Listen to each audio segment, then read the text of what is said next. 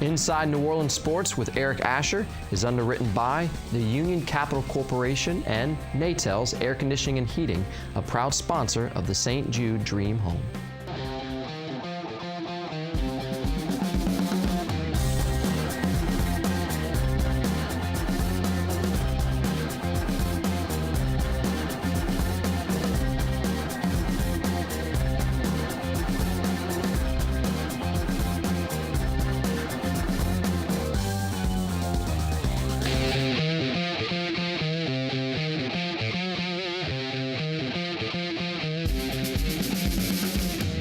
Good evening, New Orleans, and welcome. You're watching Inside New Orleans Sports. Eric Asher with you, and of course tonight, over the next hour, we're going to discuss the New Orleans Saints, the New Orleans Pelicans, the LSU Tigers, and of course the Tulane Green Wave. And we got a great guest for you tonight.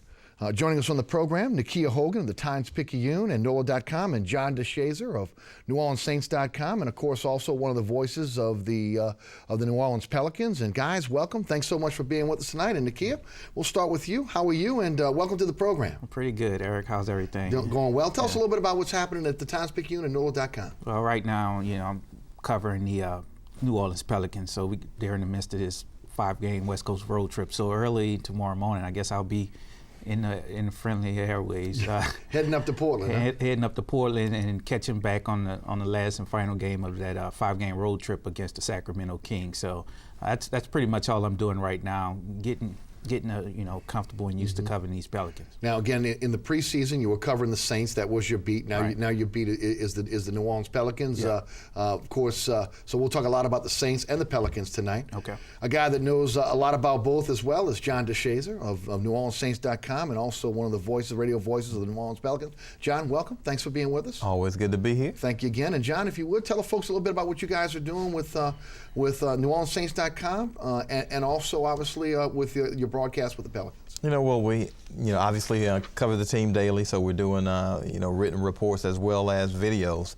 Blogging and tweeting and everything else you can think about doing is pretty much what we're doing. And obviously the team's getting ready for a pretty big game in Carolina this weekend. So, we're following them intently. And then when the opportunity presents itself for home games, I'm still able to do my radio broadcast with Sean Kelly and do some Pelicans games. Yeah, do a fine job as well. Well, guys, look, this is a situation with the Saints now where their backs are pretty much against the wall. And I've talked about it on the radio show during the week, and I know you guys have talked about it and written about it. And I think the one thing that the fan base right now is kind of taken back with is, with so much on the line last weekend, knowing that you were dealing with an inferior team in the St. Louis Rams, to come in and to not be ready to play, to not show up. It's not a trademark of a Peyton team.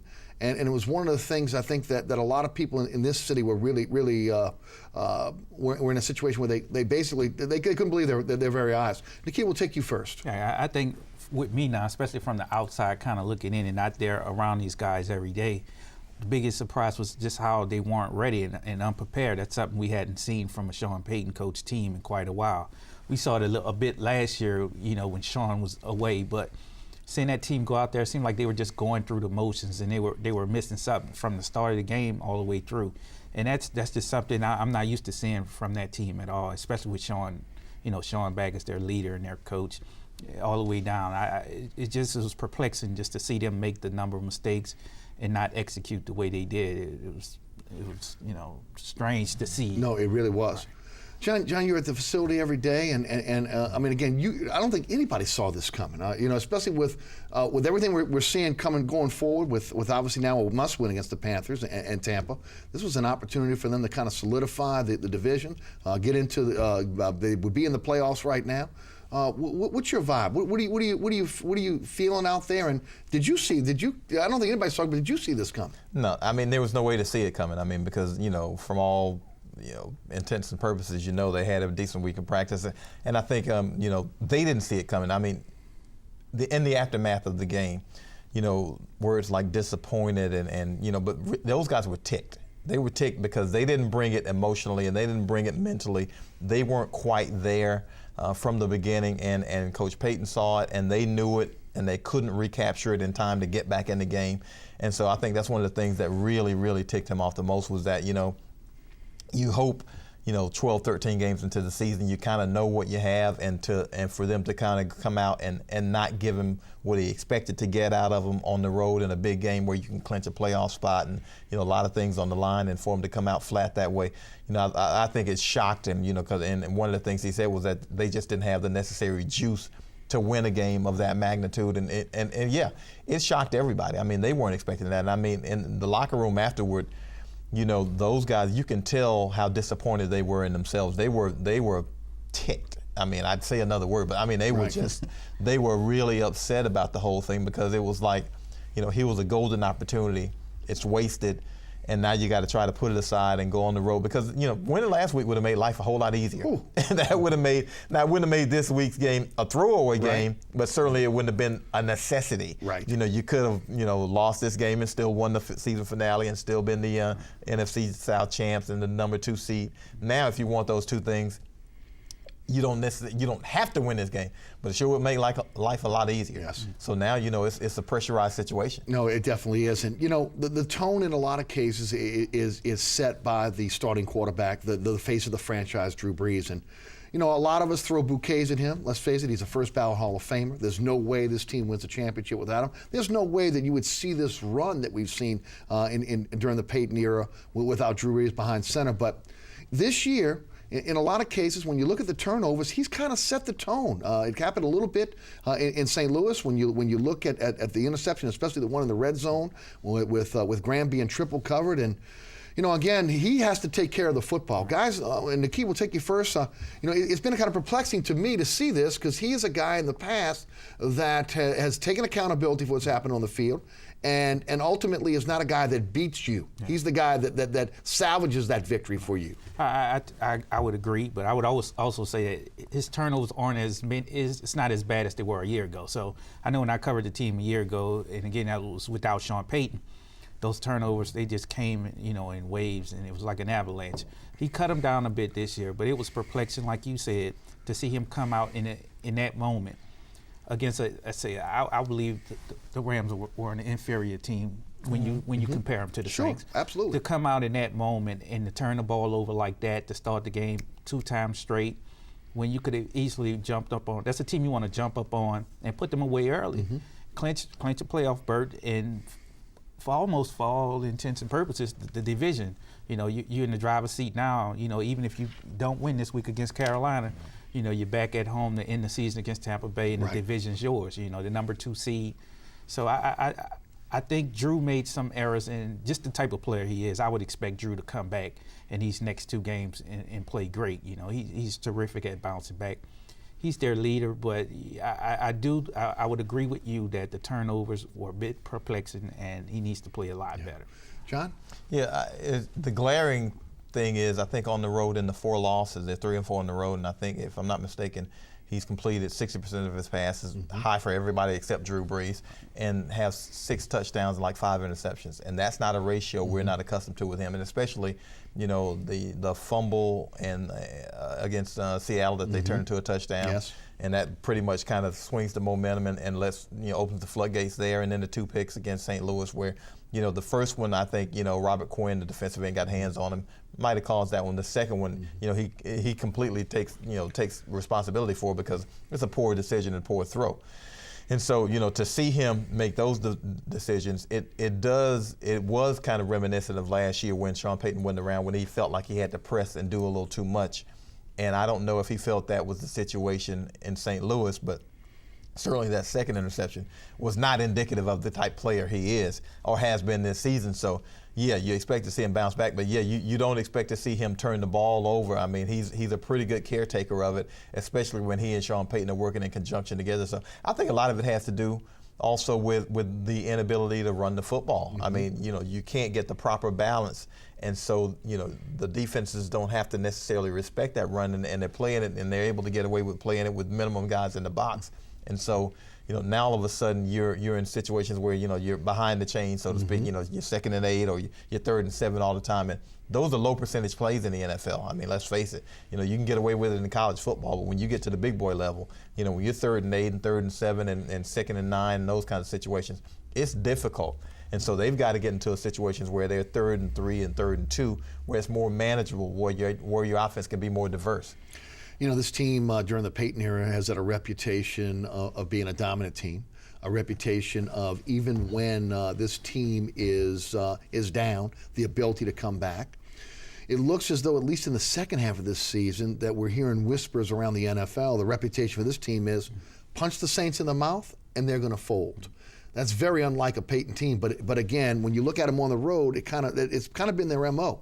Your thoughts, Nakia? Well, that's something I definitely agree with. And I don't know, it's coming up this year, but I've kind of always felt that way about this team in a sense. I've always looked at this team like a bully. You know, they say once you hit a bully, you know, you fight a bully back, then they'll kind of go back in their corner and, you know, and just back away. This Saints team over the years, you think back whenever they played a real physical team, especially away from home, sometime even in the dome, you know, the 49er teams, you know, they came out and hit Pierre hard early and the team kind of, you know, they kind of cowered a little bit, even though they fought to the end in that game. But that's been the case all along, I thought. Whenever they play a real physical team, you look at when they went back a few years ago and played the Baltimore Ravens, and, you know, a real physical team, the Jets this year, they kind of have always given the Saints some trouble. So I don't know if that's just a one-year thing. I think it's kind of been manifesting itself for a few years, and this year here with so much on the line, and you see them lose to teams like the Jets and this big, you know, the loss against the Seahawks, and you know, now they have another big game against Carolina. I think it's all kind of coming together now. It's popular to talk about right now. Right, John. Do you agree with that? Do you agree that this is a team that again, you get up on them, you punch them in the mouth, and they're going to fold? Well, you know, I'm on the payroll. You know, I ain't got to agree with that. but let's now. I mean, certainly that's the reputation that teams in the NFL, I do believe, have. You know, that they can. You know, St. Louis has been a team that in St. Louis has felt in the past that they could physical up on them. Yes. Now, I will say this, for this team this season, they went to Chicago, beat a team that was supposed to be physical, were able to handle San Francisco in the Superdome. Even on the day when I think they turned it over 3 times, they still were able to come out with a win in that one against a pretty physical team. So, you know, but you know, reputations will follow you, and especially if you don't, you know, necessarily win the game. I mean, so right now, the reputation is they're not necessarily a physical team, and they don't win on the road. Well, until you do something about it, you know, that's going to be the perception of you. And as Coach Payton said, you know, earlier today in his news conference, you know, hey, until you do something about it, then, you know, all the questions are fair. You know, everything's fair game. Yes. Looks as though there was a message sent this week with the cutting of Garrett Hartley, the demotion of Charles Brown. Some will say that this was a message sent. Some will say maybe this was a desperation move. Rarely do you see this type of a move being made in the 16th week of the season, where you're going to cut a kicker, you're just a few weeks out from the playoffs, or again, you're going to put in a situation where you're demoting a starting offensive lineman. Both of those positions need continuity. You know, from the kicker, the holder, the snap, etc. Obviously, the continuity of the offensive line, trusting the guy next to you, realizing that he's going to pick you up if you physically are beat, and that you can trust the guy to do his job. What are your thoughts on what happened this past week with a little bit of a shakeup in the locker room? Well, I don't know if it was a move of desperation or if it was to get someone's attention. Just like you said, it's just late in the year. I don't think Sean Payton is trying to grab anyone's attention at this point. He should have it already. But I do think when you take Garrett Hartley, a few weeks back they had already looked in and tried some kickers out because, you know, this was a guy that obviously Payton was losing faith in, and he didn't know if he could send this guy out there to make a game-winning kick. So I thought that it made it necessary for Sean to have to make this move right now. It's a bit, I guess it's not ideal to try to have to change your kicker with 2 games left in the regular season. Then with the left tackle, it's something obviously that the coaching staff had been noticing a while. And let's face it, last week Charles Brown had a rough day against the Rams. He was beaten inside around the end. You know, the guy had his way with him. But I don't know about this rookie. We saw him in preseason, and I got to talk to his college coach, who kind of predicted that, you know, Terran Armstead would come on slowly and probably be able to, you know, make some plays and get some playing time as the season progressed. But he was a guy who he admitted that, you know, Armstead was a guy who was a developmental project. Yes. But he also knew there was he had a lot of potential in him. And Great upside.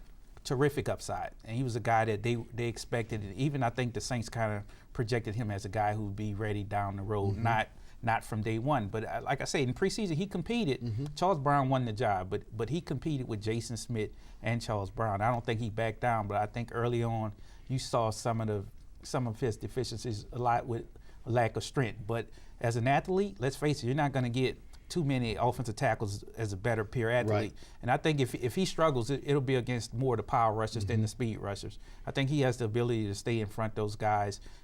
You know, you're not going to beat him with speed moves. I think right now, if they have to face some just straight bull rushes, I think we're going to see him need some help in a lot of chipping against the Panthers. John, what's your take on what happened? Yeah, I don't. You know, I think both were moves of necessity. I think Garrett Hartley had completely lost confidence in himself to go to St. Louis and to have the 36-yarder block because of a low trajectory and to just flat out miss the 26-yarder. I mean, I think. And I think total he had missed 6 of his last 14. And you get into a situation where it's, you got, other guys on the team that's fighting like crazy, and the kicker's job, God bless him, is only one thing, make your kicks, because, the kicker for the Saints doesn't even have to kick off. Right. So if you get in a situation and where. here the Saints kicking in the dome, most of the time you're kicking in the dome. Yeah, exactly. So, I mean, if you got perfect conditions and you're not making your kicks, then obviously you make yourself expendable. And they swap him out for a guy who's, was 31 for 38 last year, 6 for 6 in the playoffs, has an 80+%, career kicking. So you figure, okay, we'll swap him out for a veteran. And at the same time, you've got him and his confidence just sitting there, and you don't know if you can depend on him. At left tackle, I think Charles Brown pretty much played himself out of his position. I mean, Coach Payton made a telling quote after the game, and he says something along the lines of, based on, the team playing there in 2011, the coaches had formulated a plan that they felt would be pretty successful, and that some things were done that made it prohibitive, that prohibited them from being successful in some plays. And I mean I almost took that as a direct salvo, saying there were some misreads or some misdiagnoses or some not following of directions or whatever the case may be. And that pretty much plays them out of it. Now, Teron Armstead, as Nakia just mentioned, athletic guy, and you figure they're not going to stick a rookie out there on an aisle and just, there are going to be situations where they're going to chip. You've always got Bryce Harris as your eligible receiver who comes in and plays a little tight end. So you can do some things with him, and hopefully you'll be able to stem the tide until he gets comfortable, especially on the road. But you hope that he can hold up, because, and then again, Coach Payton knows there's going to be some growing pains. I mean, he specifically said, look, there's going to be some growing pains. He's not going to be perfect. He ain't going to be clean in his first start. You just hope he can hold up well enough over 4 quarters and get the required experience going into his next game. And I'll add this. I think when you make a move like this, obviously Sean Payton and Brett Ingles, they saw something in practice to make them believe that this guy was ready to take the next step. I question that, though, Nakia, because how much can a second-team tackle get out there and really practice during the regular season when most of your reps are with your starters? Was it a byproduct of them seeing something in Toronto? Think about if he's working the scout team, he's working against the defensive ones. That's a great point. So that means, they've seen what he can do against their defensive ones, which would be Cam Jordan, Junior Gillette, and maybe they feel like, okay, if he can hold up against our guys, he might be able to hold up against other guys. So if he's working a lot of scout team, that's what he's doing. Right. He's working some number 2 offense also, but if he's working a lot of scout team, and I think he was, then you see him against those guys, and Cam Jordan's the complete package. Right. So if he holds up decent against him, he should be able to hold up decent against others. And we know that, at least from what Payton has said so far, that he's been in the system 8 months, so from a schematic standpoint, he should know where his responsibilities are, and you would hope that you wouldn't have any mental breakdowns in the upcoming game. And I agree with you, John. Yeah. I think they're going to scheme this so that they don't put him on an island, so that they give him a little bit of help, especially in this first game. It'll be interesting to see how now Carolina counters that and tries to put pressure on that side of the line. Right, and I'll tell you what surprised me, that they announced that the early. switch this early. Right. If I was Sean, I would have never said anything.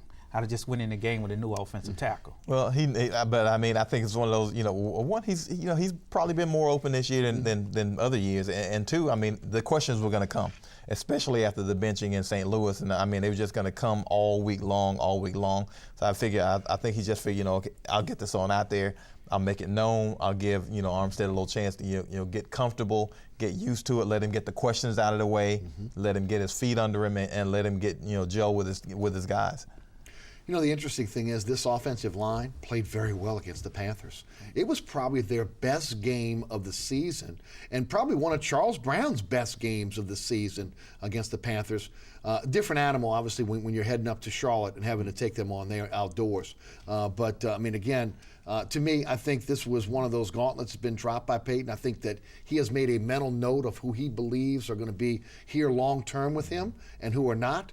And at this point, he realizes what's on the line. He's going to do everything he can to motivate these guys to be able to play these last two games because, let's face it, on the road, they have not played up to their capabilities. Well, this game is going to be important for him. This is going to be one of those games in the past. He's had the bat games and that stuff, bring the wood. Right. I think this is going to be a bring the wood, but also a statement game. This is he's gonna try to motivate his team, through all the media clippings and everything, the press clippings everything that everybody's written and said that the Saints can't win on the road and that they're bullies, that once they're hit back, they won't fight back. So I think that's going to be his motivational tactic, and I'm sure Joe Vitta have some nice videos and cut-ups to add to that, right, on Saturday before this game. John, this is a defining game to see if this team is truly championship caliber because we are in a playoff mode from this point forward. And you got it now where you thought maybe you could coast into that division lead, maybe coast into one of those top two seeds. You got to fight for it now. Well, here it's simple. If you want to be the man, then this is the way you do it. You go on the road, you take what you want from your closest competitor, and you seize the day. So here's an opportunity. You go, you win the game, you have the division title and the number 2 seeds locked up. So what better way to do it? If you're the Saints, yeah, you'd rather do it at home. You'd rather have locked this up a long time ago. But if you want to be the team that you think you are, then here's a perfect opportunity to show the world, look, this is who we are. We're a team that's capable of going on the road, beating a team that's won 9 out of 10 at their place, and taking our division championship and taking the number 2 seed, and we'll be ready for the playoffs. So here's an opportunity to show it. And by the way, a team that has not lost at home, just like the Saints, right. Panthers are undefeated at home. 504-866-3200. This is a live show. Your phone calls are welcome. John DeSazier of NewOrleansSaints.com and also a Pelicans broadcaster, along with Nakia Hogan of the Times-Picayune and NOLA.com are our guest. And guys, this Carolina team, physical on the defensive side of the ball, but they play that Tampa 2. And that Tampa 2, it kind of fits right into what the Saints are doing right now with that short passing offense. You can dink and dunk them up the field. They got a great front 7, but they're suspect on the back end. Right, and I'd agree with you again. They have a great front 7, suspect on the back end, but with them those two safeties back there, they're going to have to be patient and continue to just dink and dunk. I think they fell in trouble again against St. Louis with those two safeties. There were times when Drew wanted to push the ball down the field and the pressure was getting to him. So first they're going to have to protect, up front, and whether Drew wants to get the ball out real quick in those short passes and let his guys catch and run with it, or if he wants to go deep, they're going to have to protect. I think that's going to be the key this week. Protect Drew Brees, give him time. Drew Brees is a guy, if you give him time, he's one of the best quarterbacks in the NFL, no question. First ballot Hall of Famer, yes, like you said earlier. John? Well, that's the key to that Tampa too. Yes, they might be suspect, but they've got enough greatness up front to where they can pressure. And if you can pressure any quarterback, any good Tampa 2, any good cover 2 defense in the NFL that you've seen has always been great up front. They've always been able to pressure. So that allows you to do what's necessary in the secondary. And if you can get the quarterback to kind of flip it around and get him under pressure, it might give you one. And they have Greg Hardy on one defensive end, and they've got Charles Johnson on the other, and they've got Luke Kuechly in the middle. Yeah. And so they do a lot of great things up front. So it's going to be, imperative that the Saints protect. They're going to have to protect and give Drew Brees some time to look it over. And, yeah, they can dink and dunk and all those things. But, again, it all comes down to being able to protect him. They couldn't protect him against Robert Quinn and the Rams' defensive front last week, and we saw the result. They couldn't protect him against, Seattle's defensive front, and we saw the result. But when they protected him, Carolina here and Dallas here and even San Francisco, when they protected him, they won the game. Wide receivers have had a tough time getting off the jam. It has hurt the timing of this timing offense. We saw against Carolina that happened in the first quarter. Whether they adjusted, whatever they did from the second quarter on, you saw receivers that were open. I got a feeling that obviously Carolina went back, looked at the tape, and they're going to try to do some things a little bit different. But it's imperative for these receivers to be physical and to be able to get off the line and the jam. Yeah, and I think that's what somebody like Colston will come into play. We should see a lot of Colston, and we should see a lot of Jimmy Graham. You know, once you beat that initial press, then you can kind of get in and find those soft spots, and that's something that Colston's great at. You know, he's probably one of the best zone beaters in the NFL. And you got, again, Jimmy Graham, a big physical guy at the line of scrimmage.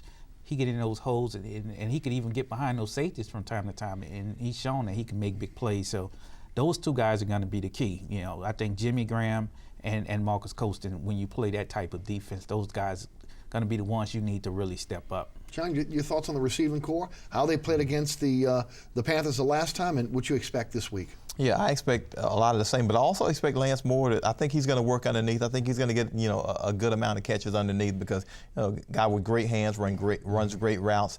And because they're going to play that Tampa 2, because they're not going to play a lot of man-to-man, he's really good at finding holes and soft spots and making the catch and getting on the ground. Right. And so, you know, I like his opportunities in a game like this, especially, again, if they can give a little bit of time. You know, if you're going to dink and dunk, he's generally the guy that you kind of dink with. But, yeah, Colston's been coming on strong these last couple of games, and certainly Jimmy Graham has that capability. But I think, you know, maybe they'll adjust that Tampa 2 and play a little on top of him because teams are, you know, figuring, okay, if we bracket him, we'll see what else happens with these other guys. And so they've been trying more and more to take Jimmy Graham away. It's harder to do if you don't have an Aqib Talib type or a Richard Sherman type. But, you know, teams have shown, you know, okay, we'll devote some attention to him and see if we can take him away. And that's allowed Colston and those other guys to start getting open. But I think this might be a game where Lance Moore can kind of find some holes in the zone. 504-866-3200. You're watching Inside New Orleans Sports. I'm your host, Eric Asher. Got a great panel for you tonight. Nakia Hogan of the New Orleans Times Picayune and NOLA.com. Also, John DeSazier of NewOrleansSaints.com and part of the radio broadcast team for the New Orleans Pelicans. To the phone lines we go. Kevin is in Harvey. Kevin, welcome. You're on Inside New Orleans Sports.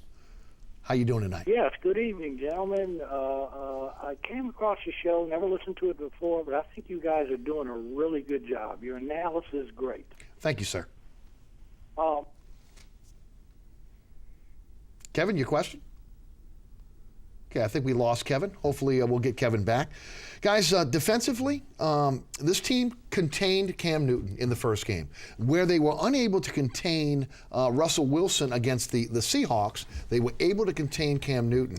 I'm sure that, again, much like we'll see on the defensive side with the Panthers, where they'll adjust, offensively, Cam Newton, he knows, obviously, that he wasn't able to really get loose. They took away that first read from him and put him in a situation where, in a lot of cases, he got a little bit confused back there. Nakia, what are your thoughts about how they handle Cam Newton, and can they do a repeat performance? So it's going to be much more difficult this time around. First game a couple weeks ago, they had, let's face it, they had the home crowd, and I think guys like Junior Gillette and Cameron Jordan, when you have that crowd behind you, you can kind of get an advantage with the snap count. And Cam Newton had trouble from time to time getting the plays and getting his guys, you know, getting his checks and everything. So I think at home, though, he'll have the crowd on his side now. So he'll be able to get his plays in, get to the line of scrimmage quicker. But I don't know. I do expect Carolina, though, to make adjustments. I don't think that Carolina will go in the game and leave both their offensive tackles one-on-one against either Junior Gillette or Cameron Jordan. So the Saints probably will have to mix things up. They may even have to blitz more than they did the first game, because they didn't do a lot of blitzing against Carolina. So this game here, it'll be a bit different. I think whereas the Saints had the advantage, you know, in game one, I think now Carolina have the advantage, especially from a line of scrimmage and getting the checks called, and the Saints won't be able to just to key on their quarterback like that. You get a big lead, though, everything changes. Well, that's a different defense when they get a lead. There's no about it. You put a 2-score lead on the board. That defense pins its ears back. It's a total different defense, home and away, when they get a little bit of a lead. John, what are your thoughts? Yeah, if you're the Saints, I mean, you fear Cam Newton being more decisive, and by that I mean, you know, tucking the ball and running, because he didn't do a whole lot of that in the first game, and you know, you can't depend on sacking a guy like that 5 times. I mean, that was that was nirvana. That was as good as it's going to get. You can't depend on getting him on the ground that much. And so you hope the Saints can maintain their rush lanes, because if you get a little bit undisciplined, he's a guy who, once he breaks it out, he's hard to deal with. He's 6'5" and 250, and yes. he runs like he's 5'10" and 180. Right. And so he's a load to deal with, and that's the thing that really makes you fear, because you know he's not going to be as indecisive this time. It might be one read and go, yes. as opposed to one read, two read on the ground, because Junior Gillette and Cam Jordan are on you. So I expect them to change up the blocking schemes, but because they're not going to let that happen again. So you hope for the Saints' sake that they're able to keep him in the pocket, make him throw it. If he's going to beat you, make him beat you with his arm. Yep. I'll tell you what I thought was overlooked, too, when we talk about just those two outside rushes in Cam Jordan and Gillette. We're not talking much about the play of the defensive tackles. I thought they did a good job staying in their lanes. Akeem Hicks, yes. and the rookie John Jenkins. Both did a great job. Yeah, they did a good job just pushing it. Mm-hmm. And I believe Glenn Foster is back now. Mm-hmm. That's another pass rusher. But it's going to be key when you play a guy like Cam Newton, yes. to push, but don't push too far and to stay in your lanes and not let this guy break contain, right. and get a crease up the middle. Well, so. You're 100% right. They had a very good game. They were able to get the push up the middle, and honestly, the ends they didn't right. crash like they did against Seattle, where they allowed Russell Wilson to get loose. They got to have a repeat performance on that. Mm-hmm. Back to the phone lines we go. Tony is on the West Bank. Tony, welcome. You're on Inside New Orleans Sports.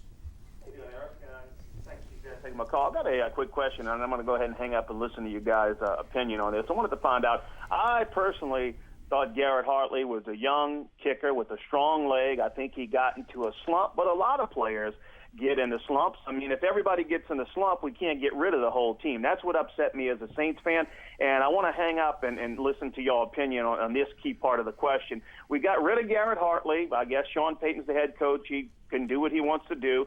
Got rid of a young guy. You bring a guy that's been in the league for 13 years, and I did some research the other night on this new kicker that we have coming in, and the last team that he was with, he missed 7 or 8 field goals, the same stats almost identical to Garrett Hartley. Tony, thank you for the phone call. A lot of Garrett Hartley's problems was not his leg strength, and John, I'll go with you first. It was between the ears. Yeah, exactly, and I think that's the thing. I think Garrett Hartley lost confidence in himself. Now, I know he mentioned the 7 field goals missed by Shane Graham, but he made 31 out of 38. And he made 6 of 6 in the playoffs.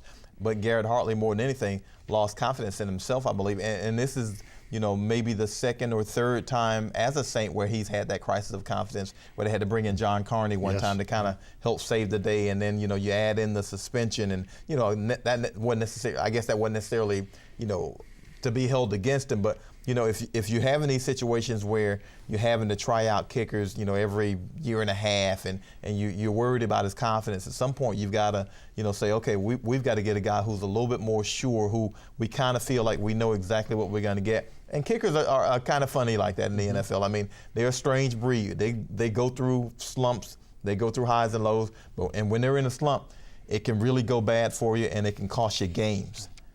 Nakia? I would just say I think Peyton reached the point where he felt like he couldn't trust a guy anymore. A few weeks back, he brought in kickers to try him out. So he was already getting to that point where he was starting to question whether Hartley was their guy or not. And I think just the way he performed against the Rams, it kind of proved and showed Peyton that maybe this is not the direction we need to go in. And I think they were lucky to find a Shane Graham on the street. This is a guy, again, who's made big kicks in his NFL career. Let's hope that he can continue to do that, because I think they're going to need some field goals. And I think forward. As much as anything, guys missing 50-yarders, that's a low percentage kick. But when you're talking 36 and 26, and those ranges, those have to be gimmies. Those have to be automatics. And when they aren't, now all of a sudden you got to start saying, okay, what do we have here? Is it getting between his ears? And if it is, how much is this affecting him? Because that's the only job he has. And if you can't depend on a guy in a pressurized situation like that, now you start getting worried. No, I would agree. I would agree with you. Cole is uptown. Cole, welcome. You're on Inside New Orleans Sports. Hey, guys. How's it going? Love the show. Love the channel it's on. I just have a question, and it's kind of a mouthful, and it makes me even nervous just thinking about it. But I personally am not very optimistic at all about really a long-term future of our team, and especially going into the playoffs. And I hate to make it in a nutshell, but I swear if we don't win this game against Carolina, like, I'm really going to have serious doubts about where we're going as a team and everything like that. Because I think personally, like, this season has been like just the epitome of us just playing just to be in, like, you know, just to look good. I don't think we had the drive like we had when we won the Super Bowl to be champions. So right now I think we're just kind of showboating, especially with our stars, and it makes me scared to death, to be honest with you guys.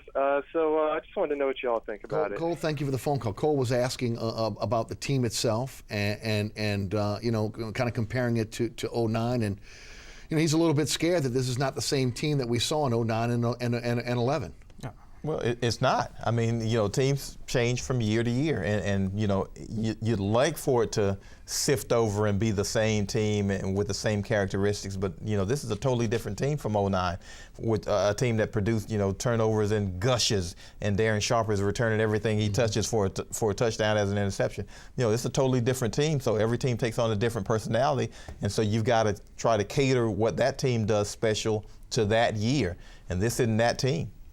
I definitely agree. You know, this team is definitely different. You don't have Darren Sharper on the back end. You don't even have John Vilma at linebacker, who's the quarterback of the defense, making those checks. And I don't even think you have the same Drew Brees that you had in 2009 or 2011. I would agree with both of your points. You're watching Inside New Orleans Sports. We're going to take a quick break. I'm your host, Eric Asher. We've got a great panel for you tonight. John DeSazier of NewOrleansSaints.com, also part of the Pelicans radio broadcast team, as well as Nakia Hogan of the Times Picayune and NOLA.com. Stay tuned, New Orleans. We'll be right back.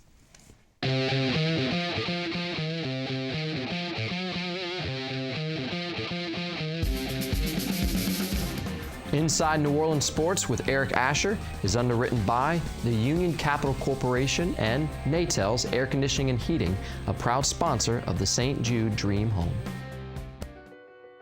My life is full of statistics. Thing is, I could have dropped out of school and become one myself, but I didn't, because I had people that believed in me. Here's another statistic.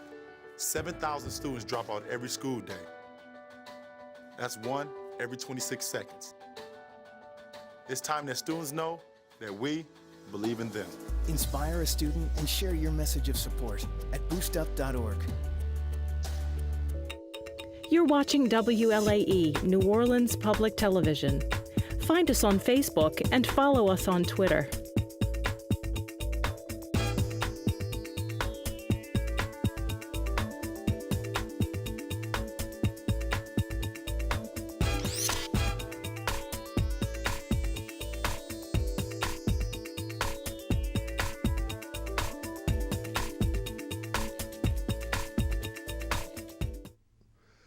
Welcome back. You're watching Inside New Orleans Sports. Eric Asher with you. And of course, you can always check us out here on WLAE TV each and every Thursday night at 6 o'clock with a rebroadcast on Friday nights at 10 o'clock.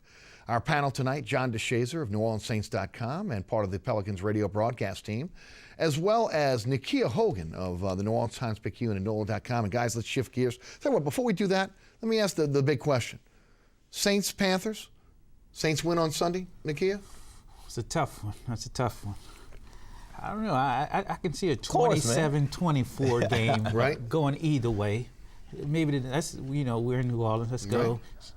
Graham wins it with a field goal. Graham wins it with a, okay. 27-24. John, you're gonna have to, we have to take you off the payroll for a second. Yeah, exactly. So, well, I can't come off the payroll. Yeah. You know what? I believe the Saints are really going to play well, and I do think they're going to win it. I think this slump they've been in on the road, you know, losing 2 straight and, you know, losing 4 out of the last 5 they played on the road, and the way they've lost them, I think they're going to shore this up, and I think they're going to win there. I've got a feeling they hadn't lost consecutive games with Sean Payton on the sidelines since the last 3 games of 09. Mm-hmm.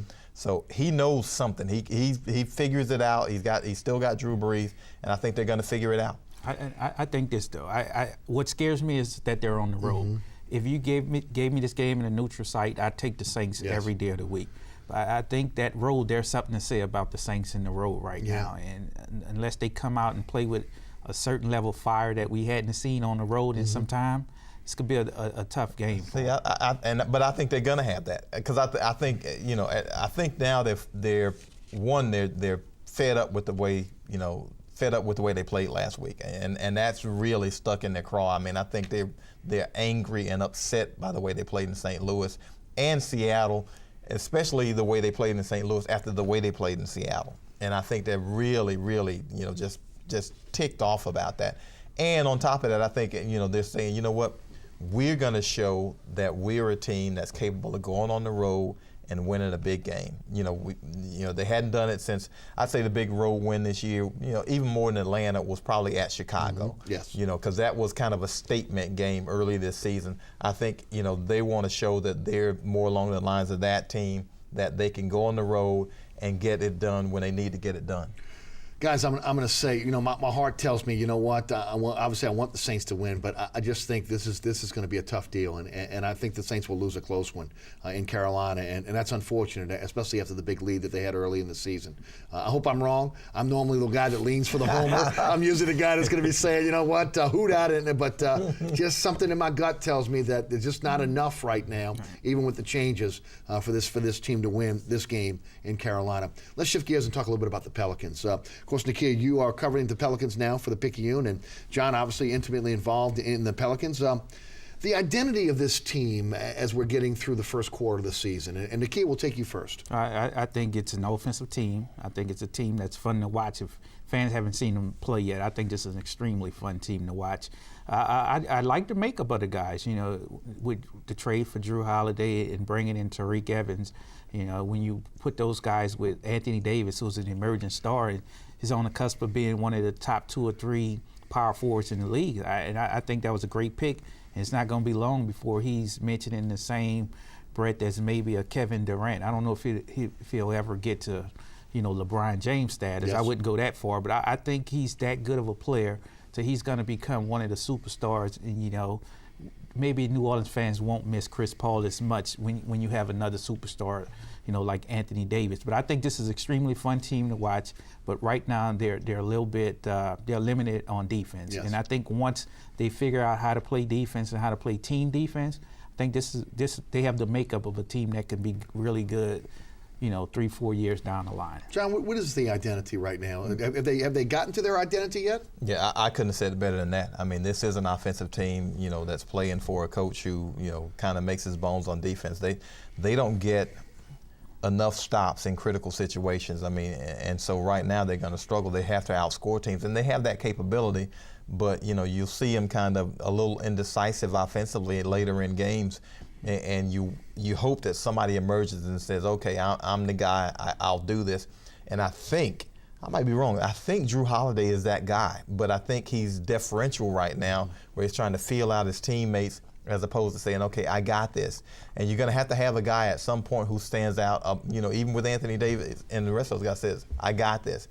But until they get enough stops defensively, it's going to be tough. I mean, right now, simple pick and rolls are just eating them alive, and those are situations where where you're just not getting the proper communication, you're not getting the proper rotations, and you'd like to see those problems rectified, pretty soon. Certainly, before 20 games into the season, you'd like to see those rotations down by now.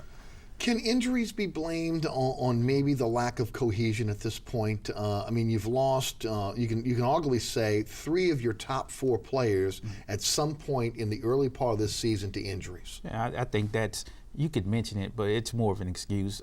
Right now, I just think this is a team, their big problem is defense. And I don't think they've truly bought into team defense and playing defense the way Monty Williams coaches it. So until they do that, they're going to continue to have these problems. You mentioned that you had, from the beginning of the season, you got Ryan Anderson out. Yes. Ryan Anderson comes back, 9 games into the season, and right after that, you lose Tariq Evans. Then you come back and you lose Anthony Davis, and then you got to factor in too, you lose your guy who you signed, Greg Steensma, right, to be the rim protector. Although we've never quite saw him protect the rim, right. But that was a guy they acquired to kind of be their enforcer inside. So when you put all that in, perhaps that's a problem. But this is a team whose mantra is no excuses, right? No excuses, no explanations. So I don't know if those injuries had as much to do with their struggles as opposed to them just not buying into defense. I think it's going to be a while before they can figure it out who they want to be defensively and how they're going to come up with stops. Until then, they're going to have issues. Well, I mean, you always hear, defense is more, want to. Offense is skill, Yes. And it'll disappear on given nights, but defense is a lot of want to. And I can't say, I'm not at every practice and I'm not between guys' ears, but when you see, improper defensive rotations or you see, wide open busts on layups, you get the feeling that guys are so concerned with, well, my guy didn't score, as opposed to their team didn't score. And so, you see a lot of busting. I mean, no defense is designed to allow a guy to roll down the middle in a pick and roll for a layup wide open or a dunk wide open. So untouched. Yeah. So there's got to be some kind of lapse there. And the guy who isn't rotating, you hate to say he's looking out for himself, but that's what the weak side defender's for. He's got to be the guy who rotates over, and he's got to trust his teammate to go and get his guy, and he's got to trust everybody to scramble like heck to get where they're supposed to be. And you just don't see, as Nakia said, you don't necessarily see that belief right now. Is it because they have a lack of a rim protector? I mean, look, we talked about the loss of Stiesma, but let's face it, Anthony Davis is a great off-the-ball defender. He's one of the best shot blockers in the NBA at a very young age. You're not. It's a power. This is a team of forwards and guards for the most part. Does that hurt them not having that legitimate center who's going to plug up the middle? Yeah, I think it does. Anthony Davis is a tremendous shot blocker, but I don't know if he's that rim protector. He gets a lot of his blocks from the weak side help defense. So, but you need a guy to stand in the middle and just intimidate the opposing team, not even wanting to come in the lane. And I don't see it on this roster. Jason Smith's blocked some shots, but he's not a guy who's going to prevent any other guard from penetrating and worried about blocking his shot once he gets in the lane. So I think they need that guy more than any other position on this team. A lot has been made about the small forward position, but I think they need a true center, and they don't have a true center right now with Greg Steensma out and Jeff Whitty still learning his way as a second-round draft pick. He's still learning his way. Until they get somebody to show up the middle, we're going to see continued lapses. But it's not. I shouldn't make it out to be that it's all on the center and all on the post defense. They've struggled weak side, help defense, and the guards have struggled at times, with the exception of maybe Drew Holiday. I think he's a pretty good on-ball defender. Yeah, see, and I agree with that wholeheartedly. I think, it's great to have a rim protector, but that makes, if you don't have that guy who, if you don't have a Dwight Howard, that makes defensive rotations all the more important. You've got to you got to stay between guys in the basket. I mean, that's the fundamental part of it. Make them shoot a challenge shot, make them shoot over the top. And if guys make tough shots, then sometimes you just got to pat them on the back and say, you got me. Yes. But you can't allow uncontested shots at the rim. You've got to get your proper rotations down. And if you can get your proper rotations down, I believe, defensively, your field goal percentage will go down accordingly. But again, you've got to trust your teammates. You got to do what you're supposed to do. As we saw the big poster on the Saints wall last year, do your job. Yes. Do your job and trust the other guy to do his job. Guys, you've seen with the injuries, with any team now, especially if you lack a true center, you've had guys that have had to do things that maybe they're not accustomed to doing. Ryan Anderson had to come down and maybe play the five, and I'm talking about defensively, playing the opposing center, maybe truly playing the opposing power forward. He's kind of a hybrid forward. You don't want him doing that. You want him outside. You want him out there hitting those long threes. That takes away, obviously, if he's got a rebound, if he's got to block shots, that takes away from his legs. That hurts him down the stretch in the game and hurts his three-point shooting. Jason Smith, even though, again, he's the center, he's much better outside, obviously, at the top of the key, elbow extended, shooting the basketball. So, now you're looking at a situation where you're getting a little bit healthy. The question is, can they come together and play team defense? Something that Monty Williams has kind of laid his hat on. That's has been his mantra. Do you think it's something that we'll see evolving as we get into the second quarter of the season? Well, I think we have to. I think Monty's, I don't want to say his job depends on it, but I think that's the only thing that's going to help this team win. I think this team can be just as good an offensive team as there is in the league. But in order for them to take the next step and to get in the playoffs, and from that to start to, in years to come, advance in the playoff, they're going to have to learn to play defense. And Monty Williams' scheme, he will have to push that on them every day. And when they opened training camp up this year, I remember the first 2 or 3 days they said it was only defense, all the defense. But now that we're in the season, we haven't seen any defense. You know, there's been a game or two where I thought they played good defense, but game after game after game, the opposing team shooting 50%, they're scoring 105 points, 110 points. It won't get any better until they show that want to and show that strong desire to really come out on the court and defend. That's the problem. John, can they do that with the limited amount of practice you have in the NBA? Obviously, all the travel that's going on. Can that happen this season? Can we see it in the second quarter? Can we see that evolve over time? Well, I think you can, because they start with 3 above average to very, very good defenders: Anthony Davis, Drew Holiday, and Al-Farouq Aminu. Yes. Now, so you've got a solid base. And Eric Gordon has shown in the past and at times this season that he can guard his guy. So you've got to get those guys, it's got to be a complete sellout defensively. I mean, you've got to say, okay, at all costs, we're going to get to stop. And, sometimes it's a lot easier to say I'm going to play offense than it is to play defense. I mean, let's face it. You see teams like Chicago, who I don't care who Chicago has on the floor. Those guys are committed to getting stops. They will sell their soul to get stops, and they'll worry about offense later. And sometimes you get teams who are a little bit more the opposite. Okay, we'll score, and we'll go down. If we get a stop, cool, but we'll go down and see if we can outscore you. Well, I don't think the Pelicans are a team that can do that right now. I think they've got to dedicate themselves to stops. And again, they've got to begin to trust one another. I mean, Anthony Davis can't be the end-all defensively. He's got his guy. He's got to play help side. Yes. He's got to play weak side. He's got to play free safety, and he can't do all those things. You can't depend on him to do all those things. And Drew Holiday on ball. Okay, when you run the screen and Drew gets picked, somebody's got to be there. Somebody's got to pick up the slack. I agree. And I guess the big question, and again, we heard these rumblings since the beginning of the season, is Monty the right guy for the job? A guy that hangs his hat on defensive principles for a team that is really set up to be an offensive team, and a team that right now doesn't look like they're buying into that defensive principles.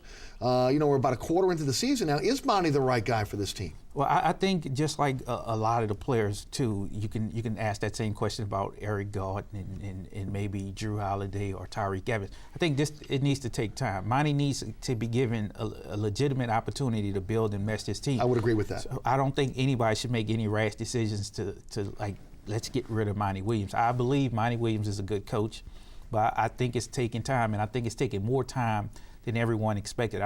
I think when they signed those guys, Dell Demps kind of put this team together, and fans and even some media types, we all thought, okay, this could be something good here.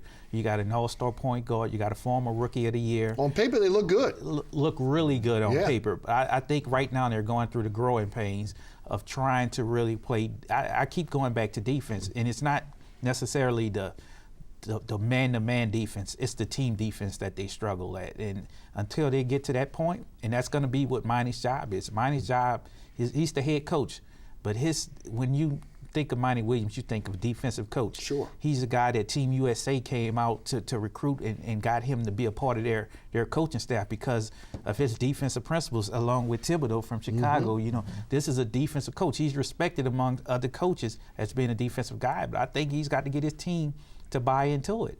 And if he can't do it, then maybe he's not the guy. But I think right now it's too early to answer that question. John, your thoughts? Yeah, I think he is the guy, but then again, I'm on the payroll too.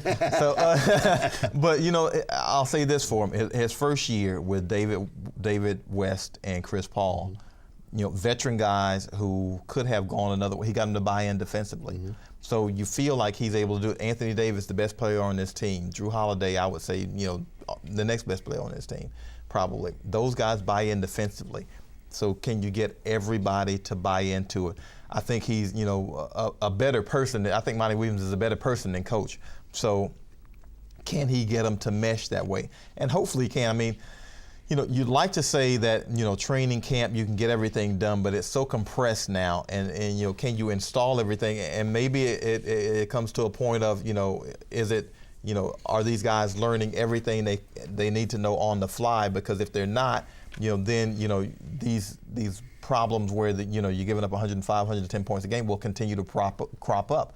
And so are they learning, are they going to, to the film session and saying, okay, oh yeah, I should have been there. Okay, because now it's got to get to a point where it's reflexive instead of the coach always having to scream at you. Because as we said earlier, there's no defense you're teaching where you allow a guy to roll down the middle. No way, no how. Yeah. And you don't see that with a Monty Williams coach team. You're not teaching that defense, Right. so that means somebody's not getting the message. So you got to make sure that guy gets the message properly all the time. And when he starts doing it reflexively instead of having to think about it, now you get a better machine.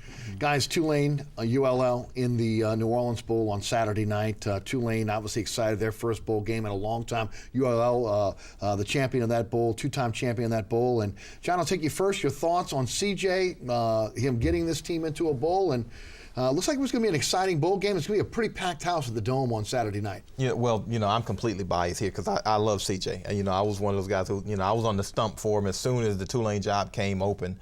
When I worked at the paper, I was on the stump for him. So, I totally believe that he was a great guy for that job in terms of, being a local guy who wanted the job, who's a great recruiter when a great recruiter of New Orleans kids, wherever he was. So, to have him there, and to see him having success, in the second year is fantastic. And the strange thing is he's having it defensively more so than offensively. So, you figure, he's a guy who's a receivers coach. He's an offensive-minded guy, knows Sean Payton. I'm sure he steals plenty from over there. In fact, one of the reasons Ryan Griffin is on the Saints team is because he already pretty much knew the offense, so he transitioned in pretty easy. So you like to see him having success. I can't think of a better guy, and hopefully, you'd like to see him make a good showing in that bowl game against ULL, a strong team, 8-4. It's going to be, a big ULL crowd. I hope the Tulane folks show up to support that team because they've been through so much, and you'd like to see those kids, if nothing else, be able to look in those stands and see a whole bunch of green at essentially a home game for them. No doubt. Nakia, your thoughts? It's been a remarkable turnaround. Right, and then you say that when I first came back to the Times-Picayune in 2007, my job was covering Tulane, so I was around you for poor thing. I covered, Bob Toledo's teams, and but I've watched them continue to get better and better. Although the record hadn't shown it in recent years, it's great to see Tulane back, back to probably where they should be. CJ's doing a great job. Their defense, they were remarkable. The freshman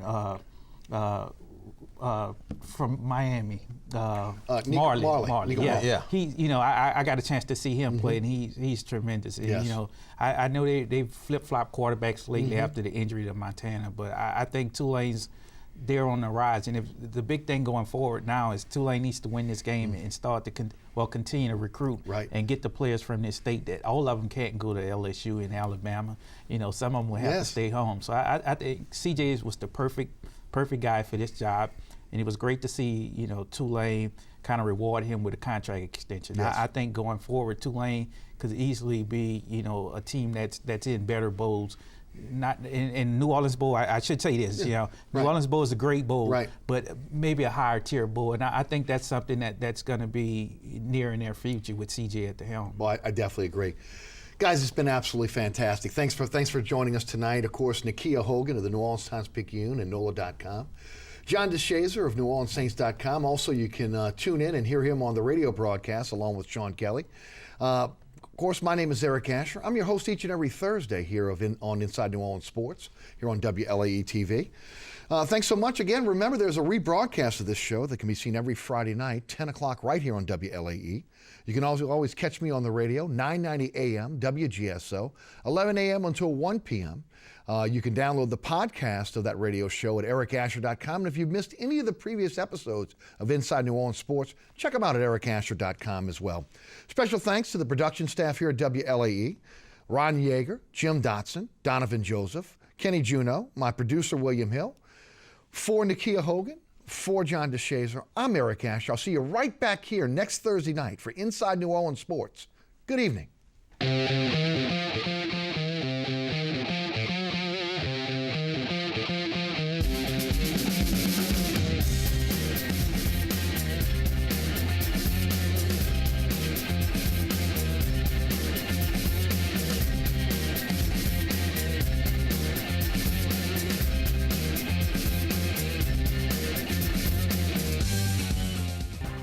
Inside New Orleans Sports with Eric Asher is underwritten by the Union Capital Corporation and Natel's Air Conditioning and Heating, a proud sponsor of the St. Jude Dream Home.